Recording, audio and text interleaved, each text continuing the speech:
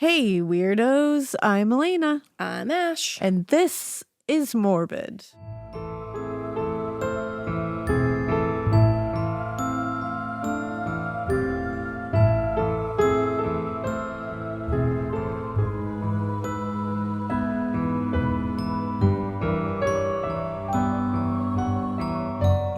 Morbid. This is Morbid at night.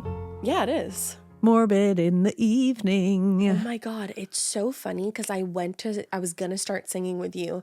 And then I was like, will she say at night or evening? And then as you were about to say it, I was like, she's going to say evening. But See, you knew. I didn't join in. You knew. I didn't trust my goot. You just knew. That's because we're intuitive witches. We are. Obviously. We had a crazy tarot card reading. Yeah, we did. It was insane. It solidified every single thing that I have been feeling and that I know Same. you've been feeling.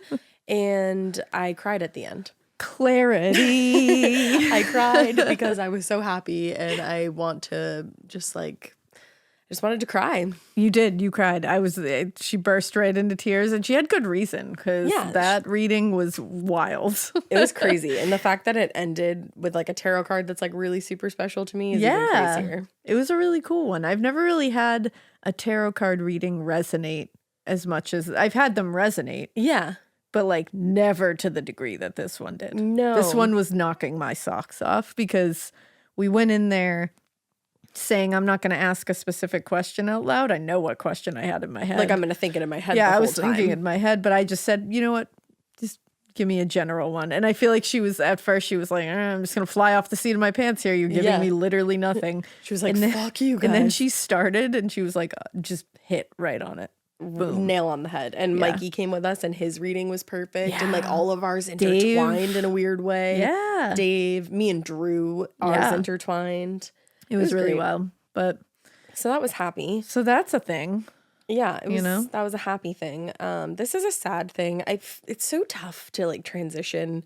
I know, like, whenever hey, like guys. we're like, hey, let me tell you about my day. And then it's like, let me get into this really sad thing. Yeah, But you know what? You just gotta make the transition happen, I suppose. Yeah, a sagoo, if you sagoo. will. Isn't that an "and that's why we drink" ism?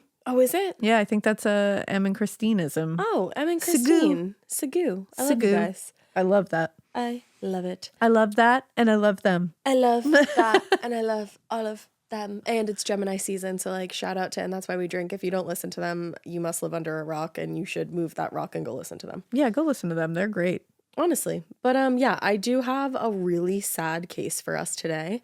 But at the same time, the way that this case turns around is crazy and it like feels very fateful. Okay. In my opinion. All right. So we're going to start off in late November of 1989. Okay. When college freshman Mandy Stavik was returning to her hometown of Acme, Washington. She was going to celebrate the holidays with her family. And on the afternoon of the 24th, obviously, which was back then, in that year, it was the day after Thanksgiving, Mandy told her family that she was going for a run. But she never returned that evening. Her mom became very, very concerned and called around to her friends, but literally none of those friends had heard from her. And when she still hadn't returned the next morning, panic set in entirely, and the search began. So who is Mandy Stavik? Mandy Teresa Stavik was born on April 16th, 1971 in Anchorage, Alaska. Ooh. That's just like the most fun fact ever. Also, if you look her up. Gorgeous. She has a smile. Yes. Like I immediately just went, because it just like, whoo. Mm-hmm. It's like one of those smiles that like just hits you. And she just seems like, and like I'm obviously going to get into it, she just seems like a cool chick. And somebody who not only would have, but desperately wanted to leave her mark on this world. And she did. Yeah. But I wish she had more of an opportunity to be in this world longer because she would have done absolutely incredible things, like truly. But yeah, she was born in Anchorage, Alaska, one of 4 children born to parents Glenn and Mary Stavik. The Stavik family wasn't a dysfunctional family at all, but by the time Mandy was born, Glenn and Mary's marriage was kind of showing signs of strain, and they decided to divorce 3 years later in 1974. It really sadly seemed to be one unfortunate event in their family that kind of set off a series of unfortunate events. Okay. I feel like everybody kind of knows that family that has gone through so much more than their fair share of like what they should have to. There's always that one family that you're like, why? And it's always the best people. I was just going to say, and it's always the people that you're like, come on. Like, no, like this family's great. Why are they like shouldering all this shit? And every time they go through something, you're like, have they not gone through enough already? When does it end? Oh my God.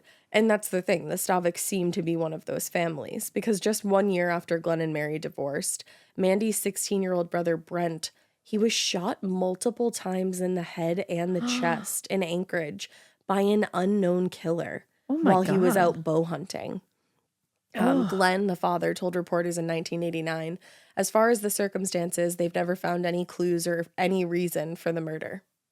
Wow. Never found out what had happened. Did this family go through all of this? I have no idea because a few years later, like a number of years later in 1988, Mandy's stepbrother Spencer also died in an accidental drowning case.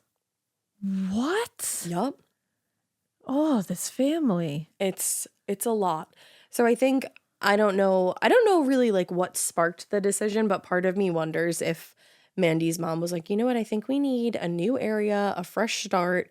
And that's when they decided in 1983 to move the family from Alaska to Acme, Washington. And that's how they ended up there. Now, other than the tragedy and some of the disruptions, like the move and the divorce, Mandy's childhood was pretty typical, like aside from all the fucking craziness. Like the tragedy.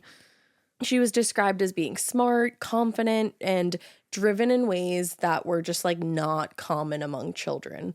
Her mom said of her, Mandy has always liked to be involved in people's lives. Even as a tiny baby, whatever was going on, there she was. Which I was like, oh. And she also said that Mandy was not ever shy about, 1, knowing what she wanted, and 2, setting out to get it. She told reporters Mandy would never need to take an assertiveness training class.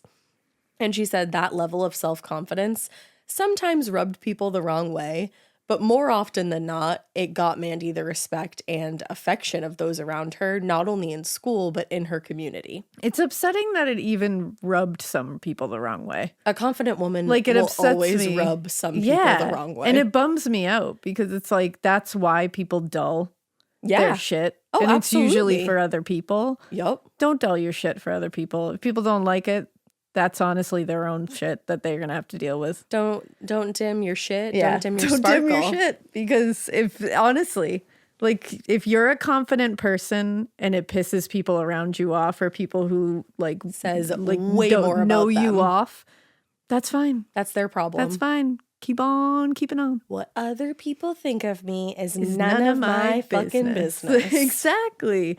So never let it dull you. I've seen that happen to people and it bums me out. 100%. Yeah. And you know what? I don't think Mandy was one of those people. Yeah. I think she was like, I am who I am. It sounds like she was that. Yeah. It sounds like she was like that. That's just like, yeah, this is who I am and I'm confident who I am and deal with it. I don't think she had time for people that didn't like her. I think she was just like, okay, they don't like me. And neither do you. And I don't think there was a lot of people that didn't like her, you know? Yeah.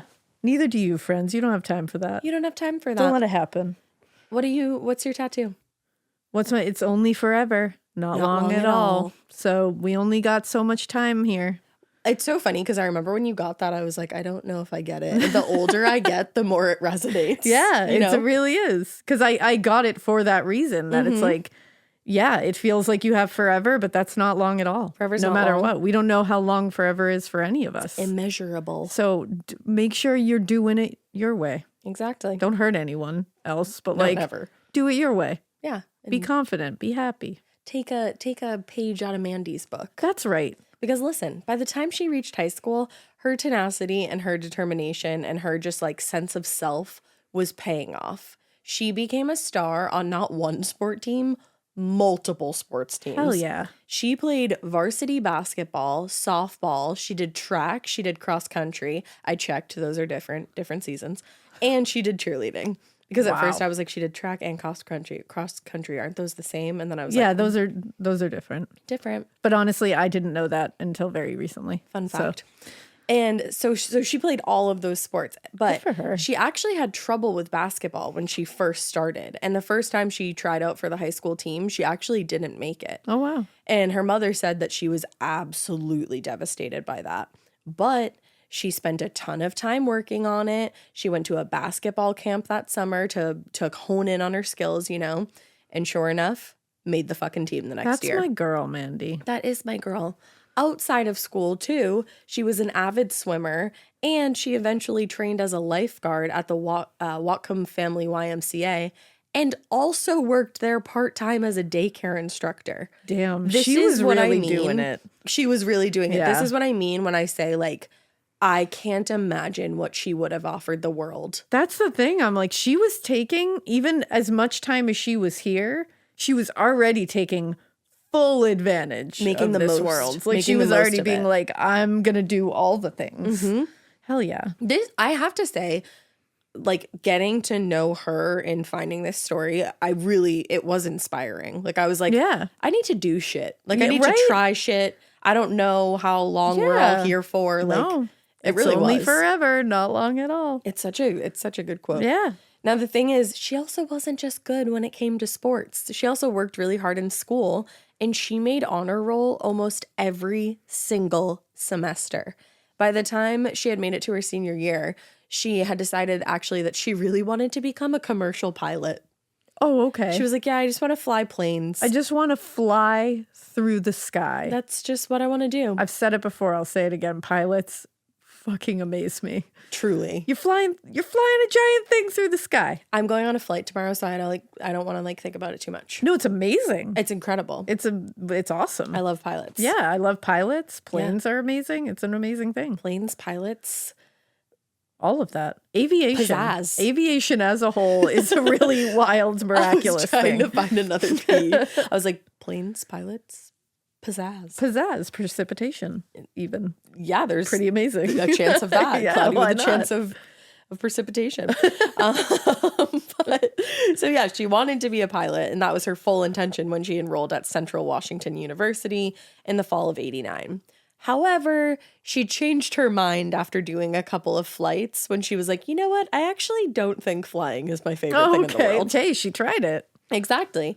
And she did a hard switch and changed her major to nutrition. Damn. Yeah. That is a hard switch. Just a hard switch. Yeah. But I feel like she's so multifaceted. I was going to say, she seems very she likes a lot of things and Yeah. she's good at a lot of things. Like, she can play any sport. Hit it all. She can do great in school every semester. She can volunteer at the YMCA. She can also be a daycare worker. She can try her hand at flying a plane. I don't know about that. How about nutrition? Sure, I'll do that too. I mean, how many among us will try shit?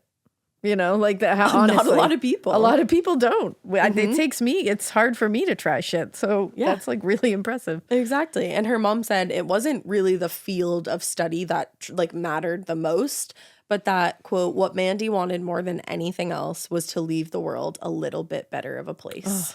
That hurts my heart. So on November 22nd, 1989, Mandy and her roommate from school, Yoko, they caught a ride with Mandy's ex-boyfriend, Rick Sender. I think it sounded like they were still on pretty good terms. Okay. So he was driving them home, basically back to Mandy's mom's house in Acme, Washington for Thanksgiving break, or I don't know, winter break. I dropped out of college. You're like, I don't know what break that is. Exactly. But once Mandy and Yoko had settled in at Mandy's house, they headed to the gym at Mount Baker High School so that Mandy could meet up with some of her friends, some of her old teammates, and just kind of like, you're home for Thanksgiving. Yeah. That's the first thing you do is you want to see your old friends. Of course. So like I said, next day was Thanksgiving, and Mandy and Yoko spent the whole day with Mandy's family, never left the house, just had a nice Thanksgiving.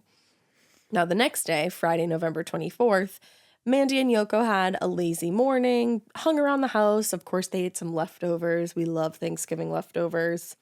They went for a short walk, and later that night, they had plans to go to a movie with a couple of Mandy's friends from high school, Brad Gorham and his friend Tom Bass. Now, Mandy knew that she wasn't going to have a lot of time later in the day since she had those plans, So she decided to go for a run a little earlier than she usually would have. Like she was a runner. She loved to run. Now, so she headed out a little after 2 p.m. that afternoon. From what I saw the most, it was anywhere between 2 and 3 that afternoon. Okay. And she took the family dog with her. Now, and the family dog was Kira. Which is a great safety precaution. Totally, 100%. Yeah. So Mandy and Kira headed west on Strand Road, which was the same way that Mandy always started her run. She had literally been doing this exact route since high school. Now, about an hour later, Mandy's brother Lee and his friend saw her running back up Strand Road, just about 5 or 10 minutes away from their house. So it kind of seemed like she was finishing up the run. But when Lee got home just a little bit after that, there was no sign of Mandy and no sign of Kira. Okay. And he was like, that was weird. I just saw her, like, kind of thought she'd be home by now. But a few hours passed, and at that point, Mary, Mandy's mom, started to panic. She was like, something's not right here. Like, she would not do this. Yeah. And Lee had seen his sister, like I said, pretty much approaching the house at the end of her run. So it was weird that it had now been hours. And this was not something she did, like I was just saying. Like, she would not just disappear for a long period of time and not check in with anybody. Yeah. And even weirder because, like I said, she'd specifically gone out on this run early so that she had time for her movie plans that night. Yeah, so this doesn't make sense. Nothing is adding up here. So Mary, she doesn't want to jump to conclusions. She's not going to like go straight to the police and be like, she's missing. Yeah. So she starts to call around to Mandy's friends, but none of them had seen her or even heard from her that day. So since she wasn't having any luck with that, she and Lee went out in her car to retrace Mandy's usual route. But they came back a short time later because there was no sign of Mandy. And then something I can't even imagine, like being in this situation and then this happens. Haunting, absolutely haunting. Oh, God. Kira returned. Oh, no. Back to the house. Oh, I hate that. But she was not with Mandy, obviously. And she didn't look herself. Like, she looked afraid of something. Something had affected her. Oh, no. She was described as cowering, and she had her, this is a quote, tail tucked and with river silk covering part of her hindquarters. Oh. Which they were like, what? Like, why is she dirty? And what is she, like, something bad happened. She's scared. No, this is horrifying. It's terrifying. So at this point now, Mary is freaking out. And at that point, Brad Gorham, Tom Bass, and Rick Zender had all shown up at the house to pick up Mandy and Yoko for their movie night. Yeah. They had no idea. Yeah. So they all headed out one more time to retrace her route, check a couple other places. Still no sign of her. So Mary did end up calling the police a little after 5:30 p.m. that night to report her daughter missing. Oh. I can't imagine being in those shoes, and I hope I never, ever, ever have to be. I can't even fathom. But, like, to report your kid missing, like, no.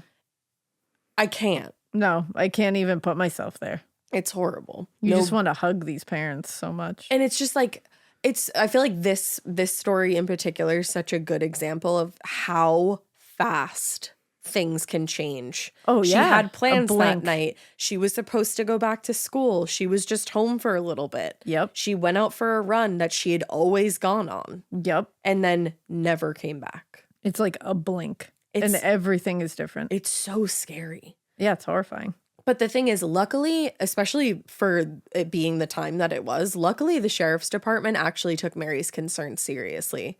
And they weren't like, oh, she's just a runaway. Yeah, because that's infuriating. And they immediately engaged Whatcom County Search and Rescue and Alan Pratt, who worked with them. And Alan Pratt was actually known as a human tracker.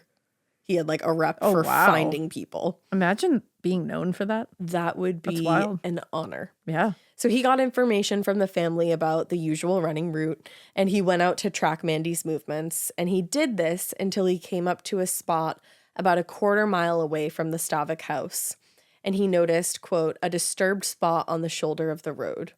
And as far as he could tell, quote, there were several footfalls, which looked like somebody had been walking or wrestling around or something. I hate this. This was unsettling. Yeah, I was just going to say I feel very unsettled by this. Yeah. And he also noticed in this area, the grass along the side of the road seemed to have also been disturbed. and there was a good amount of river silt discovered in the ditch by the grass, just like the kind that was on Kira's bum. Oh, no. So based on the scene and the fact that obviously there's still no word from Mandy by the next day, the police changed the status of the case from missing person to presumed abducted. Oof. Which that must have been like a devastating blow to her family. Ugh. So by Saturday afternoon, there was a massive search for Mandy. It seemed like the entire town of Acme had joined the search. There were people on foot, people looking out on horseback. There were search and rescue teams flying above the area. People were in planes, helicopters, like you name the mode of transportation or anything, people were there looking. She was very well known in this community. She was very liked, and she had only graduated from high school 6 months earlier. So people were very concerned for her safety. She's a child. She's just a so baby. young. Yeah. Her high school principal, Robert Moore, told reporters, this is not the type of gal who just takes off on her own. No. And I don't mean she's a child, like she's a young woman, but it's like she's so young. But she is so young, you know? Now, and then also District Superintendent William Bolton added, this is a very level-headed kid. Something here is not right. Oh. And that's the thing, like, she was involved in her community. Yeah. Everybody knew her. Like, this wasn't one of those that you can even think, like, maybe she did, like, ran away. Absolutely not. There was no doubt in anybody's mind something horrible and it's happened. The fact that she went earlier, too. To make her plans that evening. It's like, that's, come on. And like her roommate from school is at the house with her. Like if she wasn't, you know what I mean? She wasn't taken off. No. Yeah. So her disappearance, it was extra disheartening for the small community of Whatcom County because just 4 months earlier, 23-year-old Diane Reeves had also disappeared without a trace. Police found her car on a Forest Service road about 14 miles away, but no sign of Diane. Oh, geez. And before Mandy went missing, Diane was the latest woman in a string of 4 or 5 disappearances or murders that occurred in the area. Oh. So now residents were seriously concerned for their safety and their children's safety. One resident named Donna Bolton, she commented, "You just don't think of something happening like that around here." And Mandy Stavik agreed, saying, "This is just the kind of quiet rural neighborhood where any of us would never think that our children wouldn't be safe." That's always the worst. Like, it's a quiet town. Yeah, it nothing always ever starts happens that way. It's like you just can't predict it. No. And I feel like these predators know that it's a quiet town where nothing ever happens. Yeah. So they're not going to be suspected in People this aren't being extra vigilant because they don't have to be. Exactly. So as we know, Mandy had gone missing Friday afternoon, full-blown search by Saturday, like all day Saturday. And by Saturday night, the search upgraded to what Whatcom County Sheriff Larry Mount described as an all-out criminal investigation of a presumed abduction. Oh, geez. Now, in addition to the local police, the friends and the family that were searching, and search and rescue teams, the search efforts would eventually include a mounted Whatcom County Sheriff's posse, a U.S. Customs airplane, a U.S. Border Patrol agent, and several scent dogs. Wow. Like, they were looking for her. Yeah. But by Sunday, they still had not found Mandy, still had not found even a clue as to where she could be. Oh my God, that's awful. And the thing was, poor parents. Oh my God, I can't imagine. And searchers had combed through like the heavily wooded area near her running route. But by Sunday, the sheriff's department announced, unless new developments occur, no further ground search is planned, because they had basically searched all the areas nearby. And instead, investigators at that point wanted to turn their attention to the Nooksack River. One team would be dragging the river and the other would search around the perimeter. Okay. So while search teams worked the river, the Stavik family turned to the media to make a plea to Mandy's kidnappers. Mary told everyone tuning in, "Mandy is a real special person. She's one of these people who wants to leave the world a better place. The world needs her. Whoever's got her, don't hurt her. We need her back. She's got things to do." Oh. Like, I've read that a million times and I have chills still. I was just going to say goosebumps. Just like, please don't hurt her. We need her. She's got things to do. Oh, that gives me full chills. It's gut-wrenching. So with the days passing and literally not a single update in the case. The community was feeling not only fear, but helpless. Like they want to help this family and they can't, they're unable to. Yeah. So they decided to direct their energy, because they could help, toward collecting donations for a reward fund.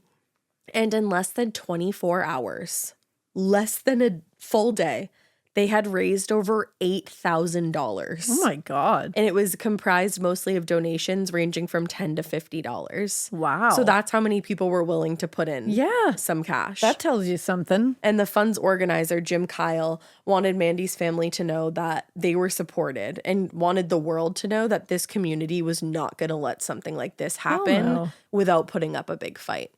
Damn. So even with the community backing her, though, Mary was starting to lose hope at this point as the investigation's going on.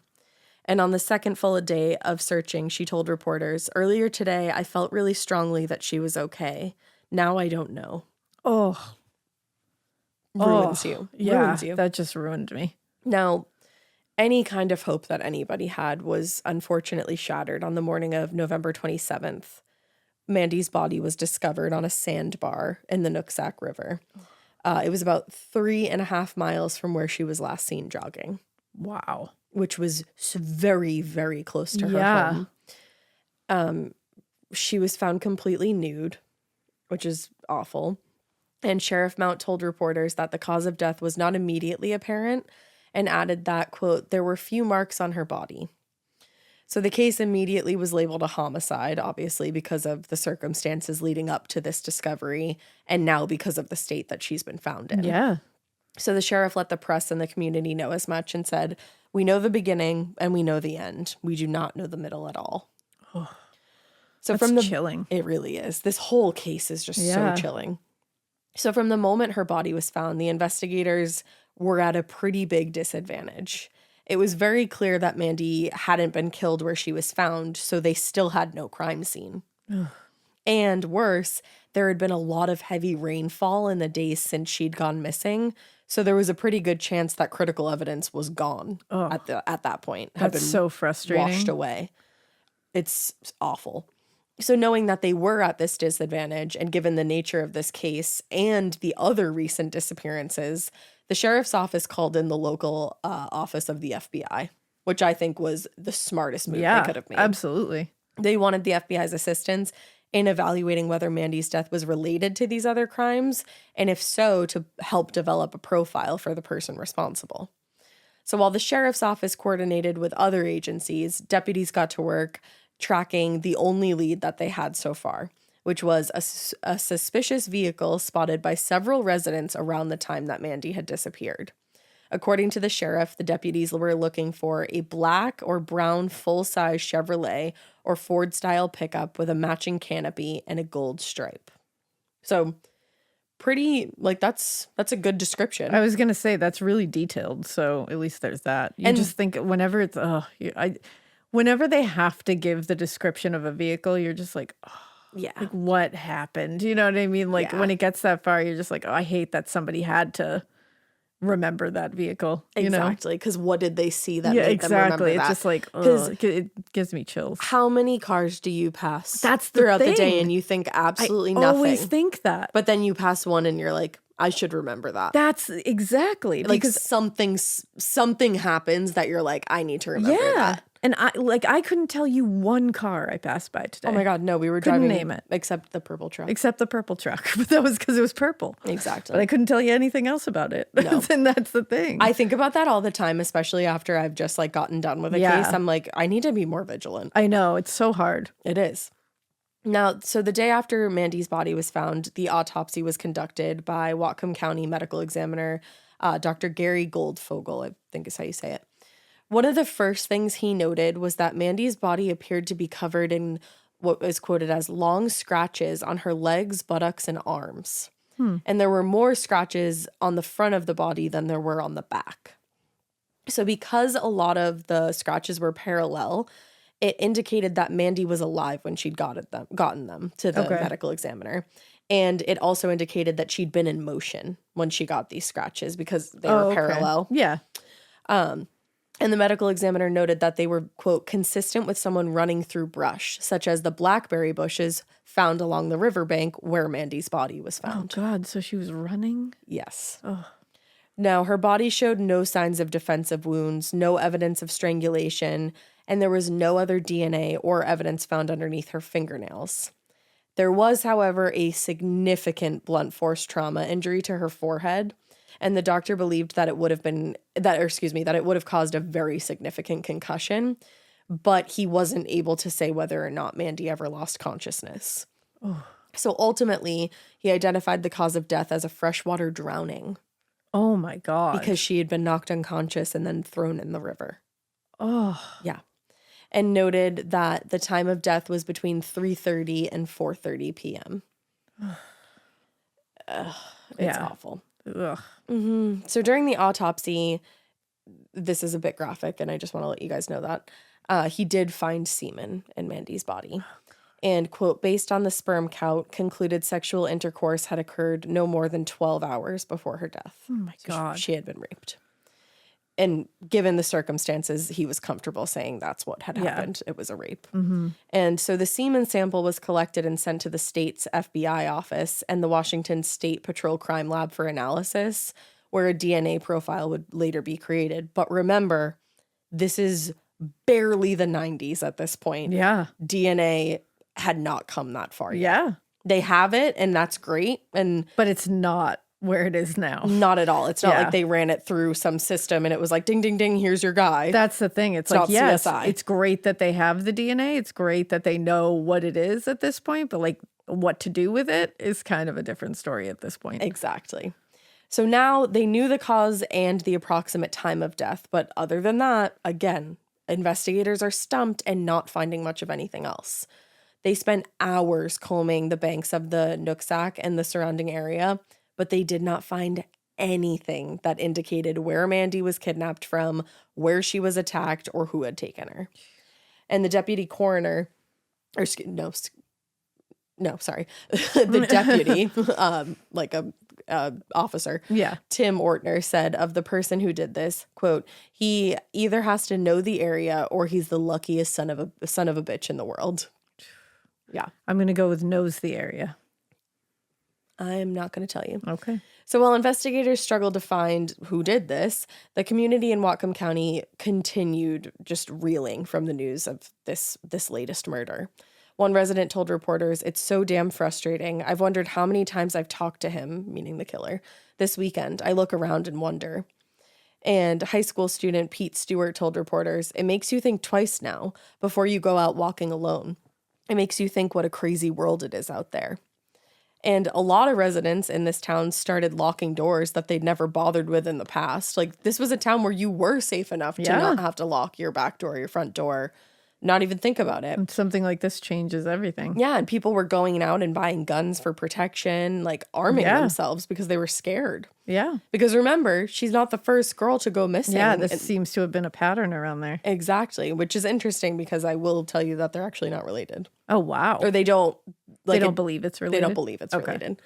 So days later, after a report of a young woman being nearly abducted elsewhere in the county, another one, jeez, public fear prompted the sheriff's office to make a public statement regarding the risk of human predators. Speaking to reporters, the criminal deputy, Dean Sandell, I think is how you say his name, he said, "The citizens of Whatcom County should be aware of the hazards and risks involved in their daily lives. The sheriff's office recommends that they try to avoid situations that put them in a state of high risk. These situations include walking or jogging alone, especially late at night and in unlit areas." Which is true, but Mandy went for a jog in the middle of the afternoon with her dog. I was just going to say, like, all that is absolutely true. She wasn't alone. She wasn't a well-lit area. She was in her own fucking neighborhood. There was literally there was nothing that would have made her think that she would be even slightly unsafe. No, nothing. The time, the Having a darkness dog. or lightness of day, bringing a dog with her, having people know where she was going. She did everything right. Everything. That's the thing. And sometimes that's what happens. We've done these stories a million times where you do everything right. And it's still. And so the sheriff's office also reminded residents to be vigilant in their awareness of strangers in the area And they specifically noted, including men who are reportedly watching young women or children, especially near schools and bus stops. So this community was like in crisis. On huge edge. Like I can't imagine living in this community at this time. I don't think I would leave my fucking house. No. And now by December, tips were coming in nonstop about Mandy's murder. The detectives were actually said to be receiving almost 30 calls an hour while they were on the job. And outside of work, they were getting tips called in to their personal lines, like their home lines, which it's like, maybe don't do that. Yeah, don't do that. But unfortunately, these tips were not very helpful in helping investigators narrow down the pool of potential suspects. And at that point, the pool included just about anybody in town that they hadn't ruled out yet. That's not great. Rough. Now, the best lead investigators had was a description of a man seen in the area around the time that Mandy did go missing. And the press described this man as the pudgy-faced man.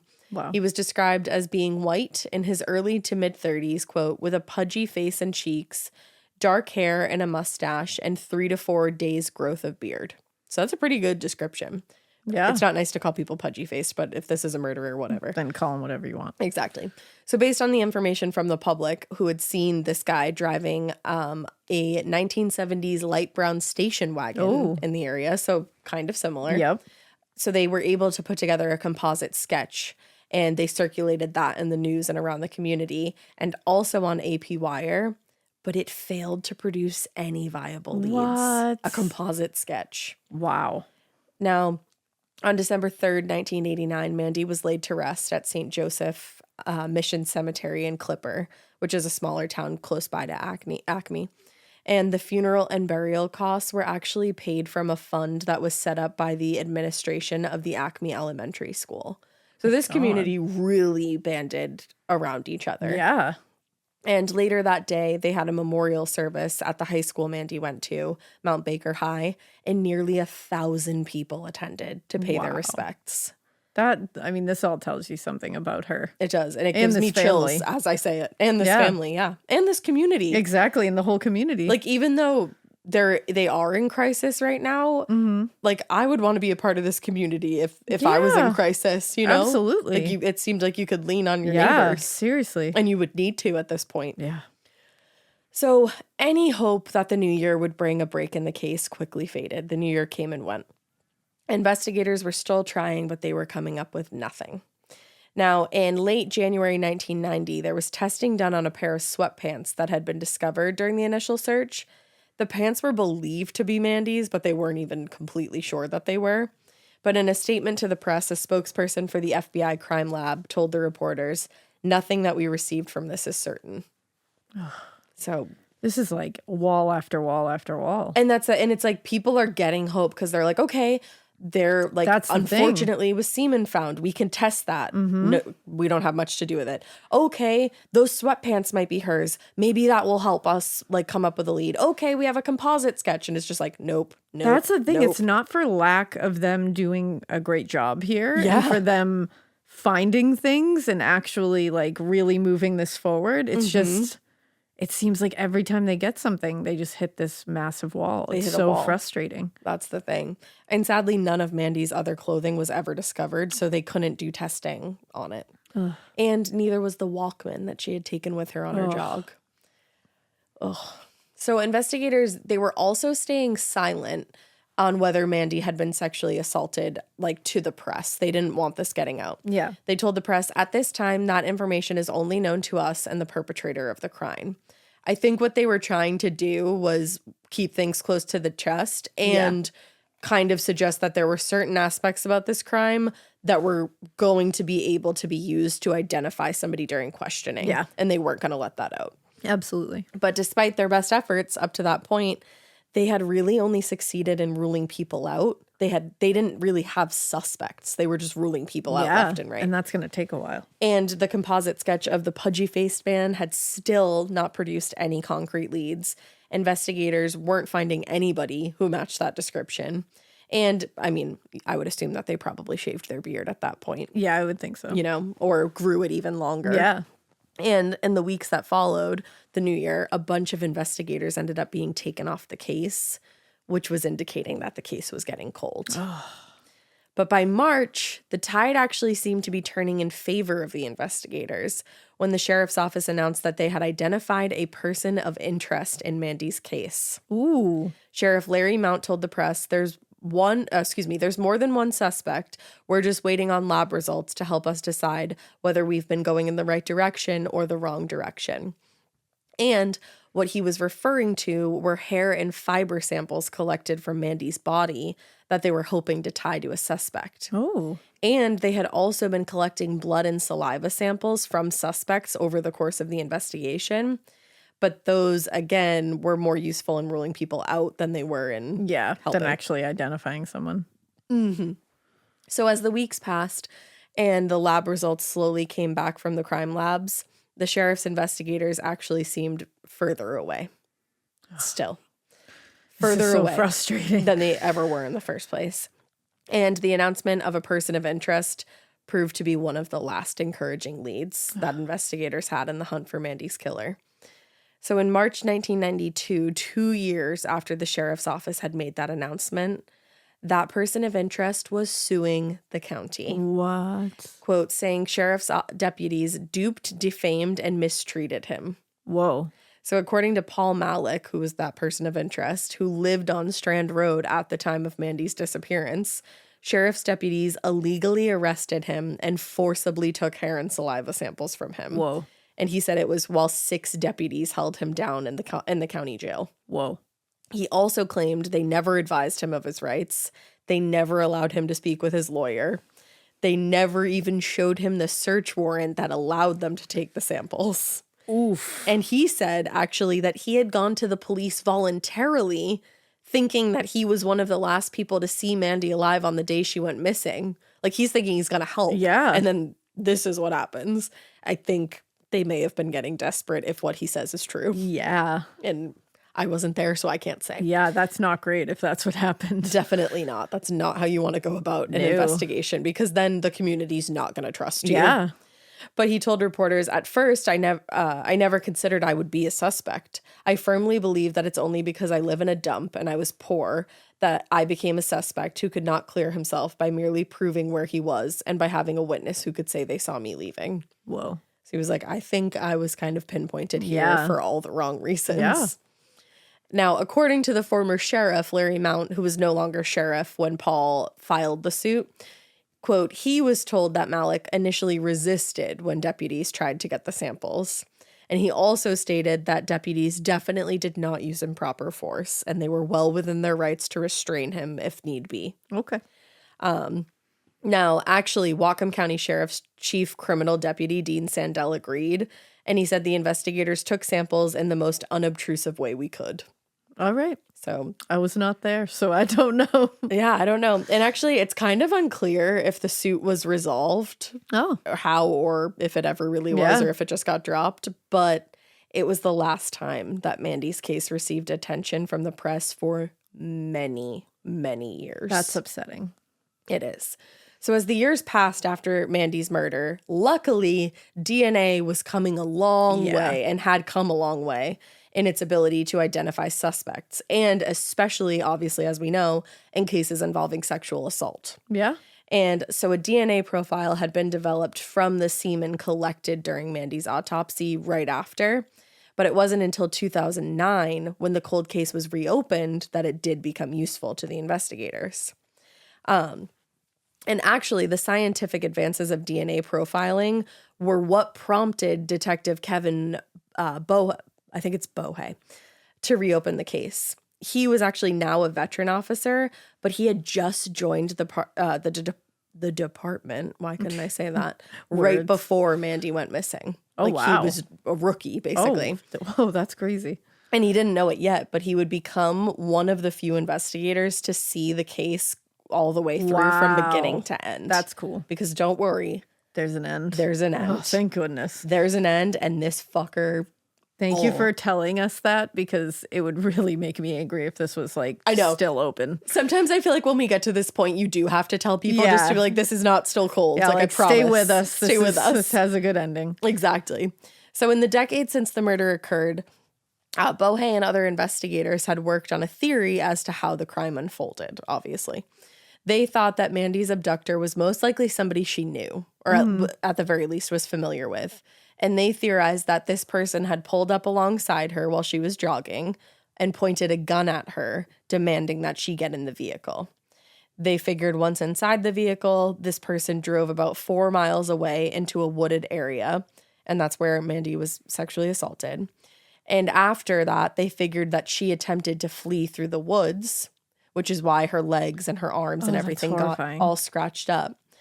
And they believed that the attacker was chasing her through the woods, eventually caught up to her, hit her in the head, which caused that blunt force trauma to her forehead, and then placed her in the river unconscious, causing her to drown. Oh my God. The most random and brutal attack. That is horrifying. That is something you see nightmare. In a horror movie, and and we always say okay, that's a lot. Yeah, and just for her family to have that kind of visual in their head, it's just like, oof. That's a nightmare. Because I have the visual in my head right now, and I can't even imagine. How could you not? That's a nightmare. It's so many people's nightmare. Yeah. Actually. So Boe and his team went back to the original file and they re-interviewed every single person involved. Wow. And they took DNA samples from anyone living in the area at the time who would have had any contact with Mandy that fall. Anybody that was willing to at that point. Yeah. And eventually, eventually the detectives collected more than 80 samples, which of course were all going to have to be processed. Yeah. And that's the thing with DNA. It's like, it's not like CSI. It's not like CSI at all. It's not like Forensic Files, or it's like Forensic Files. It's not like CSI and those, like sitcom kind of to like where the computer just goes things, like where it's like beep, boop, beep, boop, boop. Yeah. And then it's like ding ding and it just finds someone within 5 seconds. It takes time. It doesn't happen like that. There's waiting. So several more years went by. And all throughout those years, Boe and his team continued to chase down leads. And one of those leads would eventually introduce them to an Acme resident named Timothy Bass. Now, at the time of the murder, he actually would have been known to Mandy and her friends. Actually, if his name sounded slightly familiar to you, that's because his younger brother, Tom Bass, was one of the boys that Mandy had plans to go to the movies with the night she disappeared. Oh my God. Yup. What? Small town coincidence. The fuck? So, but when the detectives went out to talk to Tim, who was the older brother, not the boy she had plans with, he acted like he wasn't quite sure who Mandy even was at first. Shut up. And given his proximity to the case, the detective Boe found it pretty hard to believe that he wouldn't remember Mandy. Yeah, come on. But still, he was like, oh, let me fucking jog your memory, asshole.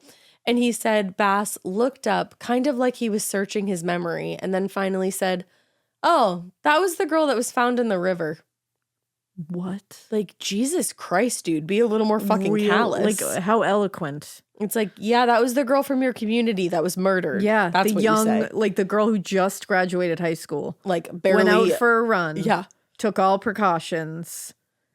Like, really? You're like, oh, that's that girl that they found in the river? Like, yeah, what the that's fuck her identifier. Is wrong with you? But then on top of all that weirdness, he also said he didn't really know her. He had no idea where she lived, and he would absolutely not consent to giving any DNA without a warrant. Oh. So, like, look more guilty, could ya? Come on. So, but the thing was, they didn't have any physical evidence linking Bass to the crime, so it was going to be really fucking difficult to convince a judge to issue a search warrant or a warrant for the DNA. Now, coincidentally, Detective Kevin Boe was not the only one thinking about Tim Bass in 2013, because yes, we are in 2013 at this point. Mandy was killed in 1989. Damn. Her family went through so much. Suffered. So For much how time. Long? Jeez. And remember, this is their second child that has been killed, and it's unsolved. Ugh. So in June of that year, a group of mothers had gathered for a group outing to a local water park with their kids. It was just a, like, community being community. I don't know. Yeah. Now, during a conversation between two of the mothers, Heather Backstrom and Marilee Anderson, the subject of Mandy's death came up. And they both talked about how surprised they were that the notorious case was still unsolved. So they kind of talked about the case for a little bit, like having a discussion. And Heather Backstrom suddenly blurted out, "I know who killed her." What? And was surprised when Marilee replied, "I do too." I'm sorry, what, ladies? It turned out that they did not know for sure, but they had an inkling. But they were pretty sure. Because they both had really scary and rather unpleasant experiences with one Timothy Bass while they were younger, and they had each had suspicions for years that he might be involved in Mandy's disappearance. I hope they get this fuck. Years later, they were still freaked out by this guy who was still a part of their community. So this motherfucker stayed in his fucking community. Just like whoever earlier was like, I wonder if I've talked to him this weekend. Yeah, probably they definitely have. Now, according to Marilee, Tim Bass had been friends with her now husband while they were in high school. And years later, he showed up at her house while she was home alone with her infant son. Oh, God. And because he's friends with her husband, she's like, he's kind of creepy, but like, I don't know. And he said he'd been hunting and he needed to use a phone. And she's like, "You're a friend. Like, okay. Okay. I don't love this situation, but So having known him from high school, she led him into the house and pointed him in the direction of the phone. But once he went in that direction, she could hear beeping from the phone, which proved that he hadn't made a call. What? Like, she knew he hadn't made a call. So after that, he stalked back through the kitchen and just walked up to her and told her he'd always been in love with her, that he used to drive past her and her husband's house, and that he wanted to make love to her. She is home alone with her infant son. I'm horrified. And this man just shows up, and he knew exactly what he was doing. He didn't have a fucking call to make. No. He's there for this. Yeah. And as we all know, he's already raped somebody at this point. He is a dangerous motherfucker. Piece of shit. Piece of garbage. She was like, yeah, that's not going to be happening. And in that moment, realized she'd made a huge mistake letting him into the house. Ugh. And kept trying to coerce her into her own bedroom. Oh my God. And only left when she yelled at him that she was going to call the police if he didn't get the fuck out of there. So luckily he got out of there. Thank goodness. And probably because he was scared of her calling the police because he knew he had murdered someone. So Heather Backstrom, the other friend who was talking at the water park that afternoon, she had a similar experience with Tim Bass only a few months before Mandy was murdered. Oh, God. According to her, she was only 15 years old at the time, and she'd gone to a softball game just to and she's getting a ride home from her friend Dan, who was also driving his friend, 21-year-old Tim Bass, in the car. God. Remember, she's 15, he's 21. He's 21. 21 years old. Holy shit. So he was 21 when he murdered Mandy. Jesus. No, spoiler alert. Now, during the drive, he started aggressively flirting with her. She said he would talk about my eyes and say they were beautiful. Then he took a pen out of a cup holder and would start rubbing it along my knees. What the fuck? Just being a fucking creeper. Now, luckily, Dan being in the car, her friend that was giving her the ride, kept things from escalating any further. But she never forgot how predatory he seemed. And she went out of her way to avoid him anytime she saw him. What a disgusting pig. And that's the thing. It's like, I feel like sometimes when a woman has an experience like that, like aggressive flirting and like doing that weird thing to her niece, some people will be like, why were you so freaked out? Oh yeah, there's definitely people that will say that. Like they minimize it. Yeah. But as a woman, you know when you're in a dangerous situation. Like something happens to your body and you know. There's alarm bells that immediately go off. And I just wanted to say that because as I was writing it, I was thinking about people that would be like, I don't know, like that doesn't really sound that scary. No. She was terrified. She was 15. She was 15 years old and this 21-year-old is touching her. Man. And she doesn't want to be touched and she doesn't want to be flirted with. Yeah, come on. So I just wanted to say that. Just putting it out there. I'm just putting it out there. So at the time that each incident occurred, both of them felt powerless. Like they were like, I don't know if this is even anything to report, really. Yeah, like what? I hate that. It's Which so sucks. hard. It's so hard. And again, you're intimidated by people that are going to be like, what's the big deal? Exactly. And you start questioning yourself. Like, am I overreacting to this? Yup. Yeah. Please, if anything like this ever happens to you, you're not overreacting. Yeah. Any reaction you have is not an overreaction. And that's the thing. And if you feel like you are, it's okay. If you feel unsafe, someone crossed your boundary and fuck them up. Fuck them up. Fuck them up. Fuck them up. So still, in the wake of Mandy's death, those experiences made both of them wonder whether or not it was Tim Bass who had murdered Mandy. But they knew that there was no evidence, that they probably wouldn't be taken seriously. And also, if they were wrong, they would do irreparable damage to this guy's reputation, which probably isn't great, but as is. But they were like, I don't know, what should we do? Yeah. But they didn't feel like they could report this. Okay. But now they felt more empowered. And it was kind of like in part of the validation of the two of them having a similar experience. And so they decided to go and report it to the police together. Which, had they not gone to that water park together that day and gone to the police about Tim, I don't know if this case would have been solved. Wow. Just two moms this shit could be a movie. I was going to say, this is cinematic, the way that this is coming together. It is. The way that they're just sitting there. I could see I picture their kids playing in the background and they're having this deep discussion. Yeah. And they decide to do something about it. Hell yeah. And like I said, had they not, I don't know what would have happened. So I might have lost my place. Nope, I didn't. So the reports from Heather Backstrom and Marilee Anderson suggested to investigators that they were on the right track. Because they had heard that name before. They'd heard his name, and now they're hearing it again from two women who had yucky experiences. Yeah.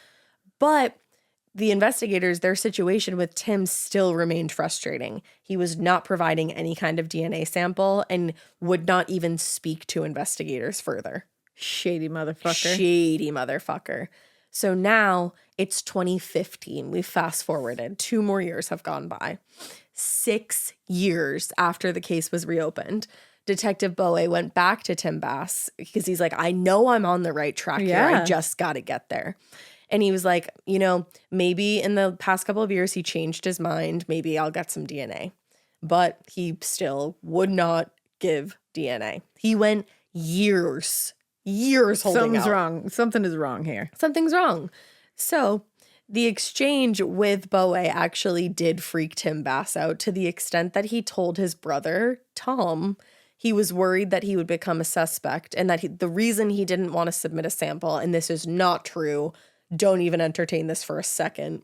He said he didn't want to submit a sample because he actually had sex with Mandy while she was home for Thanksgiving break. Shut the fuck up, you pig. No, the fuck you didn't. You actual pig. And even his brother didn't believe him because he was like, Mandy had only been home for 2 days at that point before she went missing, one of which was Thanksgiving. And you're fucking disgusting. And you're gross. Go away. And he was like, I don't even know how you would have had time to have such contact with her. It's not possible. And Tim told his brother, oh, I just went up to her and I said, oh, you're keeping fit. And that was it. So he was like, oh, I just complimented her and it was that easy. Oh, shut the fuck up. Go fuck yourself. All this time goes by and this is the kind of shit he's still pulling? Oh, yeah. After he's killed this woman? Yeah, he is there's not even a word for what kind of filthy fucking monster he is. You're a piece of shit. But then it actually gets worse. Then he asked his brother, Tim asks his brother Tom, if the police ask Tom anything about this, he wants Tom to tell the police that Tom also slept with Mandy. Oh my God. To make it seem like she slept around, which she did not. So he's just going to sit there and shit all over her reputation, knowing that he has brutally murdered her. Raped her. You're disgusting. Chased her to her you're fucking demise gross. and threw her unconscious body into a fucking he's disgusting. River. And that was not the only bizarre conversation that went down within the Bass family at that time. According to Tim's then-wife, Gina Malone, who is no longer his wife. Oh, good. Not long after the conversation that Tim had with his brother, he was actually talking to his mother, Sandra, and asked her, quote, if they could agree to tell the police that Bass's deceased father had killed Mandy. Wow. He wanted to pin this on his dead dad. Holy shit. And also it's like, dude, your DNA will still look different. Yeah, you don't have the exact same DNA, my friend. Oh my God. That shows what's going on up there. Truly. Wow. So his mother was absolutely horrified at this. And she's like, what the fuck are you talking about? Oh my God. And she just apparently, according to Gina, she covered her face and just said, no. Oh. So I don't know about that. What is that about? Mm-hmm. That's some shit. That's some shit. So meanwhile, Detective Bowe was endlessly frustrated with the lack of progress in the case. Because it's right there. Because that is exactly it. It's dangling in front of him, and it's the old man that's like, you got to be quicker than that. Yeah, it's truly like, so close. So he reaches out to Kim Wagner, who was the manager of the bakery store where Tim worked. Oh my God. He was a delivery driver for a bakery store. This man may have given you a fucking cake. Ugh. Hate it. But so he approaches the manager of this store, and he's hoping he can get permission to swab the delivery trucks for touch DNA, which would be left by the driver, obviously. So Kim Wagner told Detective Bowe that he would need to get permission from the corporate office. So she gave him the phone number for corporate headquarters, but they wouldn't allow it, which is bullshit, in my opinion. I was like, that's like, you're fucked up. Yeah, no. So that stalled the case for another 2 years. Oh my God. So now we're in spring of 2017. Holy shit.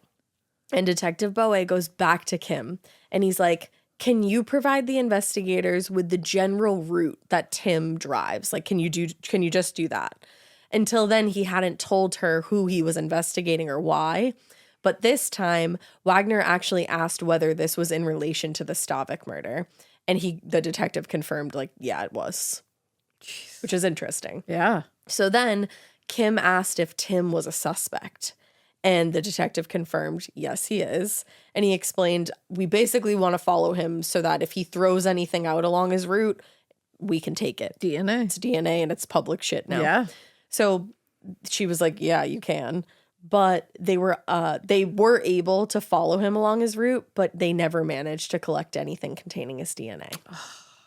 So a short time later, in August of 2017, Kim actually ran into Tim Bass in the break room at the bakery. Ooh. And she saw him drinking water from a plastic cup. Oh. Which he then discarded into the trash before leaving the room. So being the motherfucking MVP of the motherfucking decade, she waltzed. I was going to say went, and then I went for waltzed. It was kind of crazy. She waltzed on over, collected the cup from the trash, put it in a plastic bag, and handed it over to Detective Bowe. And she actually, before she handed it over to the detective, she also did the same thing a few days later when she saw Tim discard a soda can in the trash. Oh my God. So she got them 2 samples. Hell yeah. Baddest bitch alive. So she texts the detective and she's like, hey, I did a thing. I did this thing. And she's like, I want to give this to you as evidence. So they met up in a parking lot that same afternoon, and Bowe accepted the DNA evidence. Yeah. And the samples obviously were then submitted for rush processing and came back as a DNA match to the semen collected from Mandy's body in 1989. Holy shit. He had murdered her. Wow. And it was a slam dunk. You can't argue that. You can't argue that. So later, when asked why she took it upon herself to collect the evidence, and this like almost made me cry when I read it the first time, Kim said, if Tim was potentially involved in that crime, I wanted to do the right thing for Mandy. Oh. Which I'm like, fucking community. Seriously. Like, moral of this story is band around your fucking community. Yeah. Like, I love it. It takes a village, friends. It takes a village. So on December 12th, 2017, Whatcom County Sheriff's deputies, led by our detective Kevin Bowe, arrested Tim Bass at his home in Everson for the first-degree murder of Mandy Stavik in 1989. And in a press conference, Whatcom County Sheriff, now obviously there was a new sheriff because it's like so many years later, Bill Elfo, he told reporters, it was one of the best moments in my professional career when we got to inform her mother that we were making an arrest. Oh my God, I love that she was there to see it. Thank goodness. Like, because her heart would never, ever be mended again. No. But the fact that she knows what happened. And to see someone be punished for it. Exactly. And knows that the person that did this is never going to be allowed to do this to another person. I can't even imagine. And the sheriff told reporters that they made the arrest based on that DNA evidence connecting Bass to the murder. So had Kim not made that decision, they wouldn't have been he able might to. Still be walking free.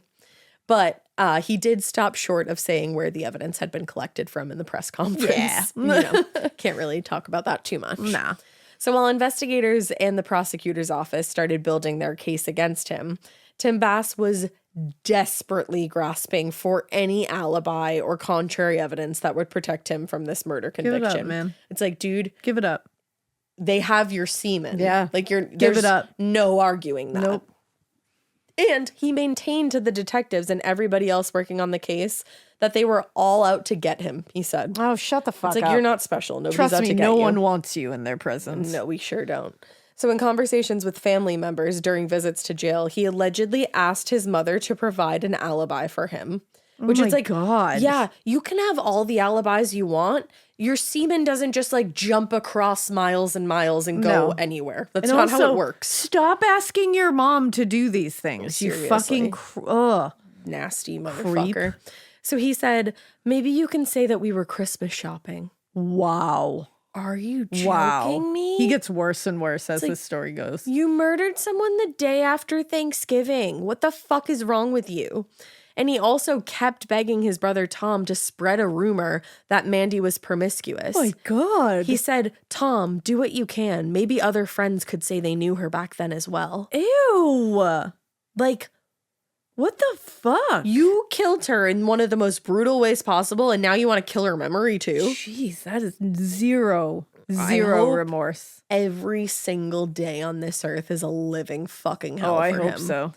So the DNA evidence connecting him to the murder was incredibly strong, to say the least. Yeah. And during his press conference, Sheriff Elfo told reporters the laboratory determined that the match probability was 1 in 11 quadrillion. Yeah, it's pretty good. So they were pretty comfortable prosecuting. Yeah.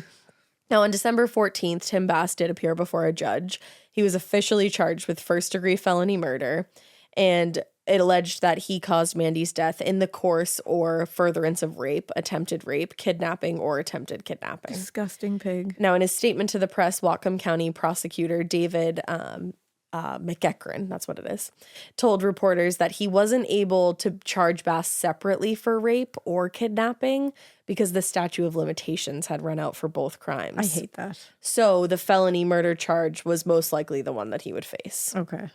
Now, in the months that followed, the public defender, Stephen Jackson, who is Tim Bass's public defender, obviously, filed one motion after another. First, he tried to get the kidnapping and the rape charges dropped. Then he wanted to have the DNA evidence excluded from trial. In what world are we going to exclude DNA evidence from the trial? You can get fucked. But he claimed that Kim Wagner was illegally acting as an agent of the state when she collected the trash containing the DNA. And he said, thus it should be excluded. He said, put simply, law enforcement officers cannot use private citizens to obtain evidence without a search warrant, where a search warrant would otherwise be required. This search was done for a singular reason, to assist law enforcement. It's like, yeah, whatever. So David McEachran countered that Detective Bohe had never asked Kim Wagner to get involved in the case or act on behalf of the Whatcom County Sheriff's Department. And in fact, he actually made it very clear they weren't directing her to do anything. Yeah.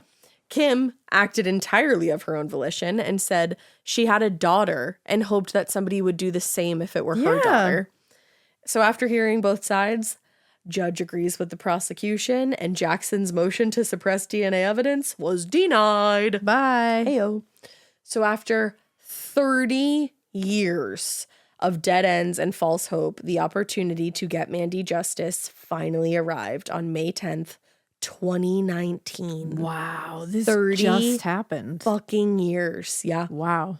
So in his opening statement to the jury, David McEachran presented the case as it had been assembled by the investigators. They said she'd gone out jogging, Mandy. She was intercepted by Tim Bass. He forced her into his car at gunpoint. He took her to a remote area and raped her, and she tried to escape. He chased her down in the woods, struck her in the head, and again placed her unconscious body in the river where she drowned. Now, the evidence collected during the autopsy obviously implicated Bass in the crime. Yep. And his behavior following his arrest, especially his repeated attempts to get friends and family to lie on his behalf, only confirmed his guilt. And McEachran told the jury, "We know that he wanted his brother to say that he himself had sex with her to make her look like she was a loose girl and wanted an alibi." I love that also he was hanging his hat on that. Like somehow if she had slept with multiple people, that this was fine. That it's okay that she got murdered. It's like, yeah, that still doesn't work. It still doesn't work that way. Exactly. So the public defender, Stephen Jackson, on the other hand, he just presented a case that really had little to do with Tim Bass at all.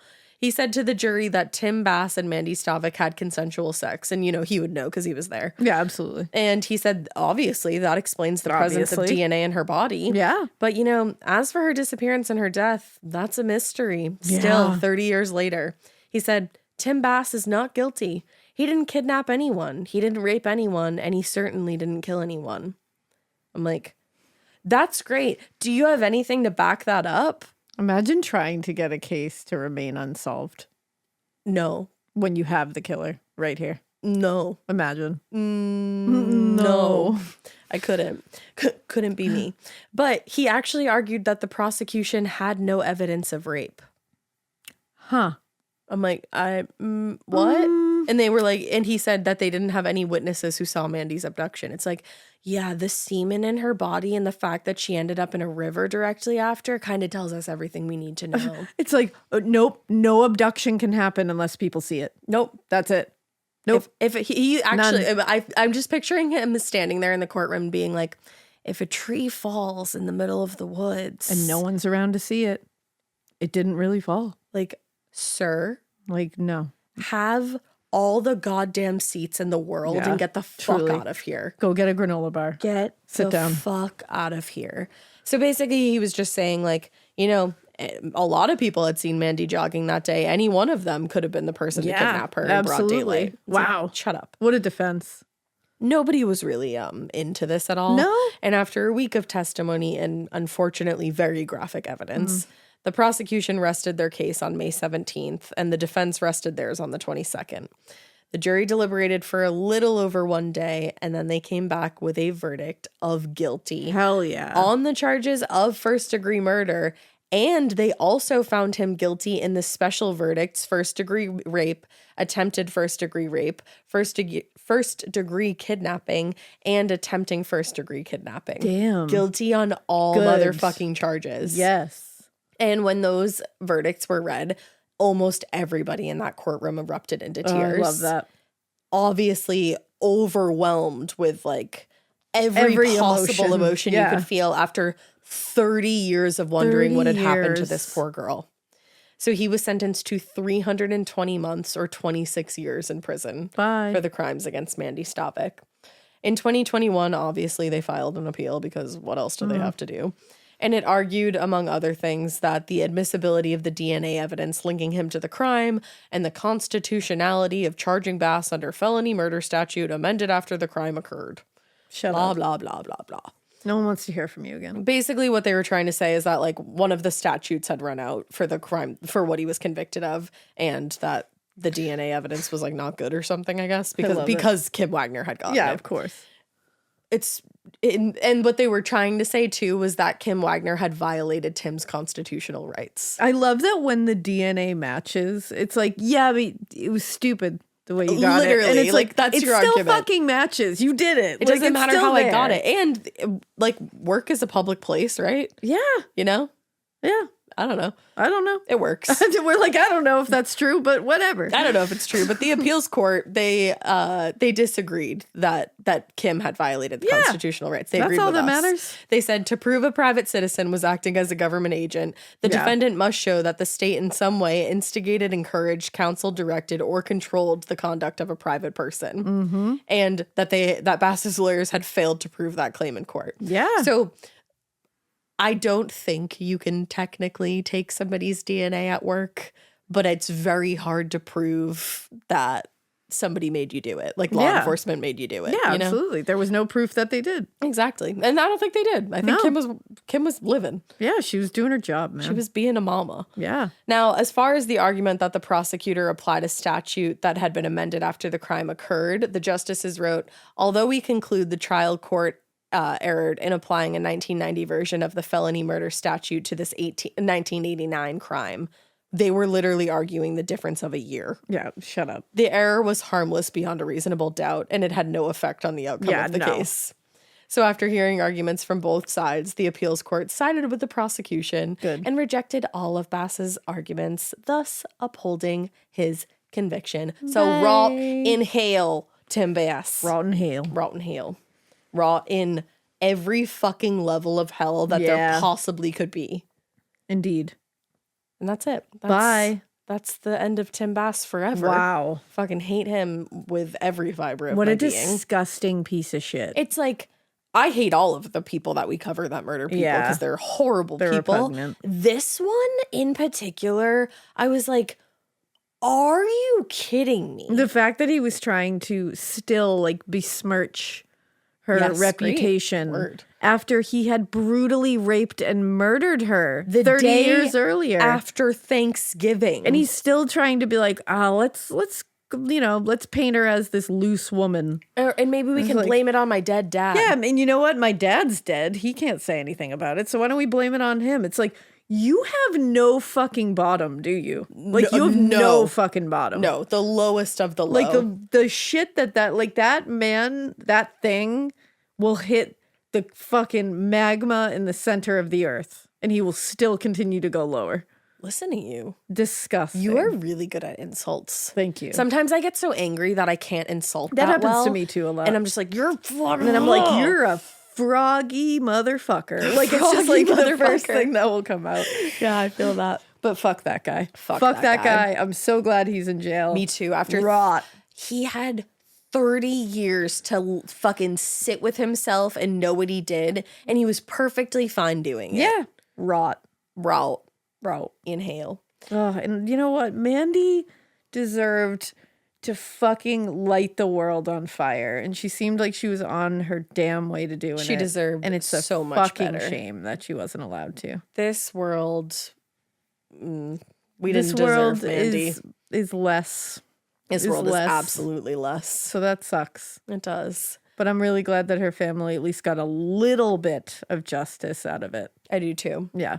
And just like everything that they had gone through, I hope that was, like, I hope they didn't have to go. Yeah, I hope they're not ever going through any more tragedy on top of what they've already dealt with. But positivity from here on out. Me too. And on that note, guys, we hope your rest of the week is positive too. And we love you.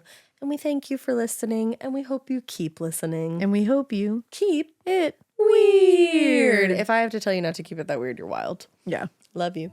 Bye. Bye. What if I said bye like that every time, you guys? Would you still listen?